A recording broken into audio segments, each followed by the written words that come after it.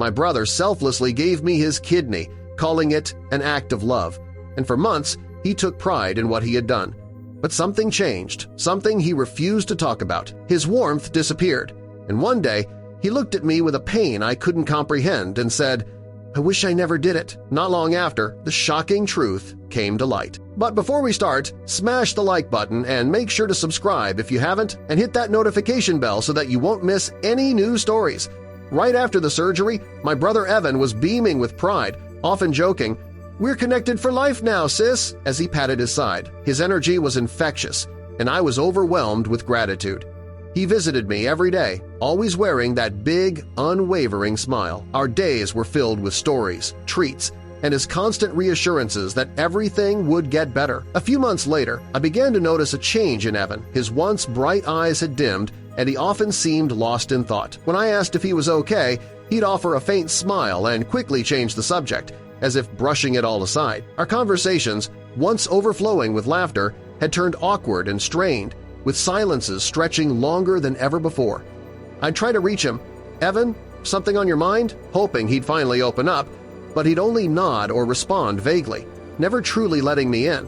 My questions would often trail off unanswered, disappearing into the quiet between us. Each pause felt heavier, like a wall slowly rising where our closeness used to be. I missed the bond we once shared and couldn't help but feel it slipping away. As more time passed, Evan's cheerful spirit seemed to disappear entirely, his bright, lively expression replaced by a somber, distant gaze. "You okay?" I'd ask gently, nudging him for a response. "Just tired," he'd mumble, avoiding my eyes. Though he was still there beside me, his presence felt muted, like he was carrying a weight far too heavy for one person to bear. I couldn't shake the growing sense that something significant was going on beneath the surface, and the helplessness of not knowing tore me up inside. Evan began coming home later than usual, and I couldn't help but wonder what was keeping him out. I'd stay up, hoping to catch a moment to talk, but by the time he walked in, he always seemed drained. "Late meeting again?" I'd ask gently, trying not to push, but he'd just nod and brush it off. His vague, evasive answers only deepened my concern, and I found myself growing increasingly desperate to understand what had changed for him. I longed for the ease of our old conversations, now replaced by strained, shallow exchanges, and I couldn't shake the sense that he was hiding something much deeper. I found myself asking again and again what was wrong, but each time Evan would shrug it off like it was nothing. "I'm fine, don't worry," he'd say with a half-smile that never quite reached his eyes. But I wasn't convinced. One night, I walked in on Evan, deeply absorbed in a phone call, his voice low and hurried. The moment I entered, he abruptly ended the call, a nervous flicker crossing his eyes. "Who was that?" I asked, trying to keep my tone casual. "Just work," he replied quickly, shifting the conversation away. Being shut out by Evan was a strange and painful feeling. He had always been my confidant, sharing every detail of his life with me, but now it was as if he'd built an invisible wall between us. I felt like I was watching from the sidelines, left out and disconnected.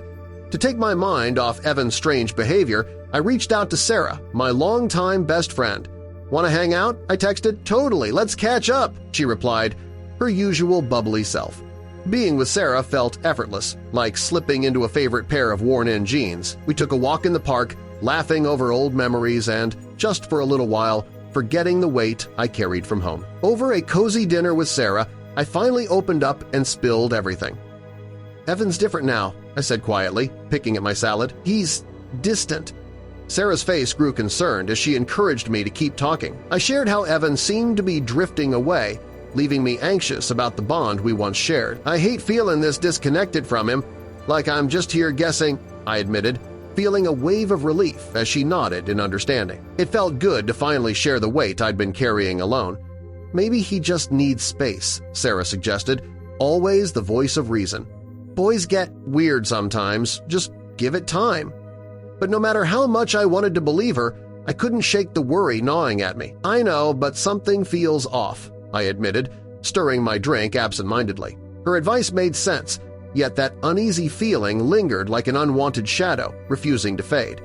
I appreciated her support, but deep down I knew this was about more than just needing space. Determined to close the widening distance between us, I reached out to Evan for a heart-to-heart, casually asking, "Hey, Want to grab a coffee sometime?" After a brief pause, he agreed, and I held on to hope that this meeting would be my chance to truly connect and understand what was going on. We chose our favorite cafe, the one filled with memories and laughter from better days, as the setting for our conversation. When we met, Evan appeared distant, a shadow of the brother I once knew.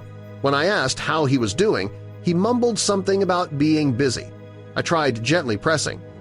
"Something up, Evan?" He shrugged. "Just work." But I could see past his tired eyes and forced smile.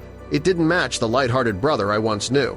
"You know I'm here for you, right?" I offered, hoping to reach him. I left the cafe feeling no closer to the truth. As we parted, Evan gave a small, strained smile and said, "Take care, sis." That night, his unease haunted me. I tossed and turned, replaying the conversation, his distant eyes, his brief smile. The next day, I checked in with Mom and Dad over dinner. "Have you noticed anything off with Evan?" I asked. They exchanged a glance. "He does seem tense," Mom admitted. Dad guessed it might be post-surgery stress. Dad suggested a family dinner to lift Evan's spirits. Throughout dinner, his phone buzzed in his pocket, drawing his attention away. "Everything okay?"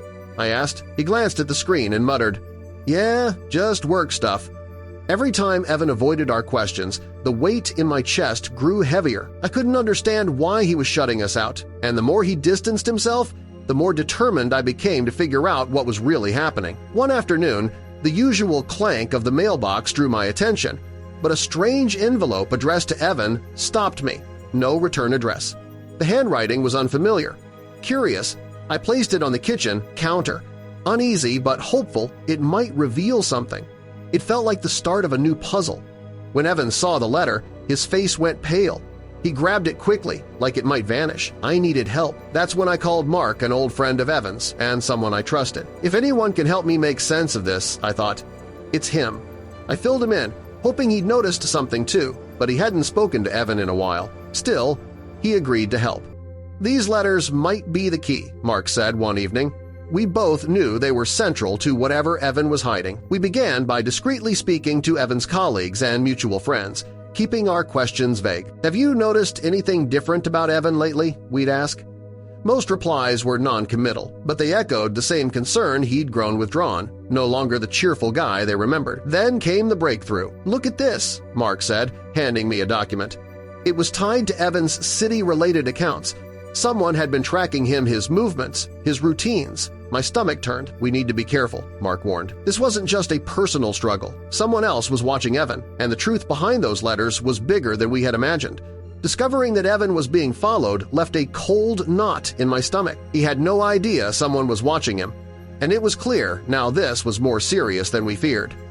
"We have to move quickly," I told Mark as we dove deeper into the mess Evan was caught in. We knew it was time to confront him. "We need to talk," I said, steadying my voice. Evan looked between us, startled and uneasy. Mark presented what we'd found. "You have to tell us what's going on," he urged. Evan hesitated, but his silence finally cracked. "It's all just too much," Evan said, his face contorted in a mix of exhaustion and relief. With his walls down, the truth spilled out years of fear and confusion he'd buried alone. His voice wavered with each word, the weight of everything he'd been holding finally surfacing. Evan explained how things spiraled beyond his control. "I thought I could handle it," he admitted. The tired look in his eyes said it all. He had been lost in something bigger than he ever expected. For the first time, we saw just how deep it all went. "It started with the surgery," he said, his voice barely above a whisper. "I thought it was routine, but then things got strange." His words trailed off, but we understood the situation was darker and more dangerous than we imagined. As he spoke, the scattered pieces began to come together. Each detail added another layer to the puzzle. What began as suspicion evolved into something more sinister, and it became clear we were just beginning to grasp the full scope of what Evan had been hiding. Evan had unknowingly walked into something dangerous after donating a kidney. "I didn't know what I was walking into," he said.